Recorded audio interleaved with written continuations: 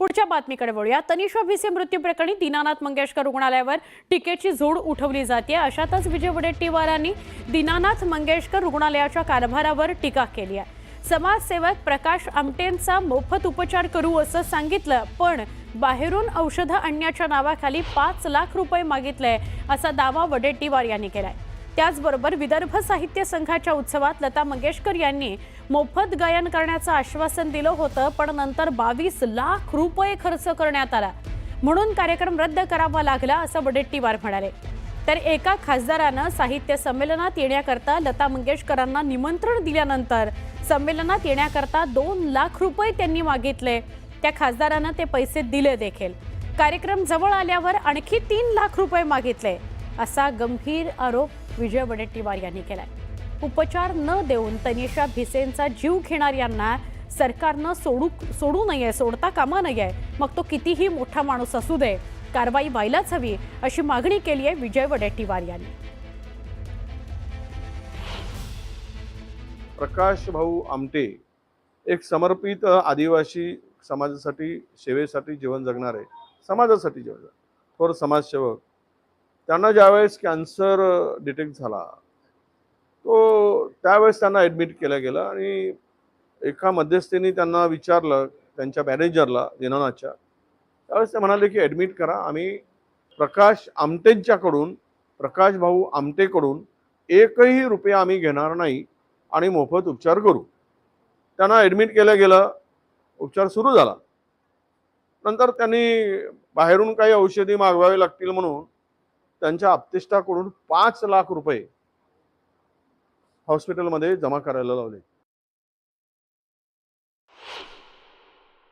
विदर्भ साहित्य संमेलन त्या कार्यक्रमाच्या मंचावर लता दीदींनी सांगितलं होतं की आम्ही विदर्भ साहित्य संमेलनासाठी मी गायला तयार आहे आणि मोफत।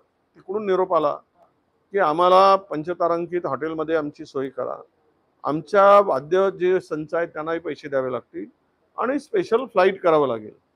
तर यांना साधारणतः किती खर्च येईल त्यावेळेस सांगितलं गेलं की ते 22 लाख रुपये खर्च येईल आणि त्यांनी मग तो चेक देण्याची तयारी दर्शवली। त्यावेळेस त्या तिकडनं हृदयनाथ मंगेशकरांनी यावेळेस सांगितलं की तुम्ही जे पैसे देताय ते आम्हाला चेकनी नको आहे, तर आम्हाला कॅशनी द्या। त्यावेळेस कॅशनी द्या म्हणून सांगितलं तर हे म्हणाले की नाही, आमची संस्था आहे, रजिस्टर्ड संस्था आहे, ऑडिट होतं, तर आम्ही कॅश देऊ शकत नाही।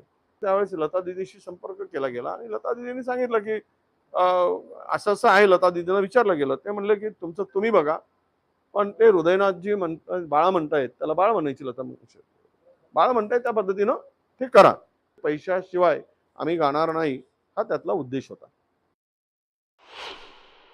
पुन्हा एक उदाहरण मी सांगेल, परभणीला साहित्य संमेलन होतं, नारायण सुर्वे त्या साहित्य संमेलनाचे अध्यक्ष होते, नारायणराव सुर्वे, आणि आशाताई भोसलेंच्या बरोबर त्यांना त्या कार्यक्रमामध्ये गायनाचा कार्यक्रम ठरवायचं ठरवलं आणि तिथले त्यावेळेचे खासदारचं नाव मला आठवत नाही, ते खासदार त्यावेळेस आशा दीदींच्याकडे गेले आणि आशा दीदींना भेटून त्यांनी सांगितलं की तुम्ही कार्यक्रमाला निमंत्रण आहे, तुम्ही या। तर त्या बदल्यात त्यांनी सांगितलं की आम्हाला तुम्ही या बदल्यात मी येते आहे, पण मला 2 लाख रुपये द्यावे लागतील गायनाचे साहित्य संमेलनामध्ये। आणि त्याप्रमाणे त्या खासदार महोदयांनी, अध्यक्ष महोदयांनी त्यावेळेस दिले। नंतर कार्यक्रम जवळ आल्यावर पुन्हा निरोप आला की पुन्हा 3 लाख रुपये लागतील। दीनानाथ मंगेशकरांच्या 7व्या माळ्यावर, दीनानाथ मंगेशकरांच्या 7व्या माळ्यावर मंगेशकर कुटुंबियासाठी ते राखीव आहे। त्या तिथे तेवढंच त्यांच्यासाठी आप्तेष्टांचा उपचार होतो। हे चॅरिटी हॉस्पिटल आहे। पेशंट तपासणीला आला की 20 रुपये घ्यावे लागतात, इथे 600 रुपये मोजावे लागतात। 20 रुपयामध्ये पेशंट तपासला गेला पाहिजे चॅरिटीमध्ये, मग 600 रुपये कशासाठी? म्हणजे ही लूट नाही का? म्हणून काल आलेला जो अहवाल आहे, तिसरा अहवाल त्या भगिनींच्या संदर्भात, हा मन हेलावणार आहे, हृदय पिळवून निघणार आहे। 2 मुलांना सोडून ती आई गेली, वेळीच उपचार झाला असता तर त्या मायमाऊलीचं जीवन आम्ही जीव वाचवू शकलो असतो, हाच त्या अहवालाचा अर्थ निघतो आहे। वेळीच उपचार झाला असता तर, पण उपचार न करून तिचा जीव घेणाऱ्यांना सरकारने सोडू नये, तो कितीही मोठा असू देत, किती लागेबांधे असू देत, किती नावलौकिक मिळवलेला मोठा माणूस असू दे, त्याला सोडता कामा नये. तो ज्याने चूक केली ती चूक आहे. तो कितीही मोठा असेल तरी ती चूक लक्षात घेऊन कारवाई व्हावी.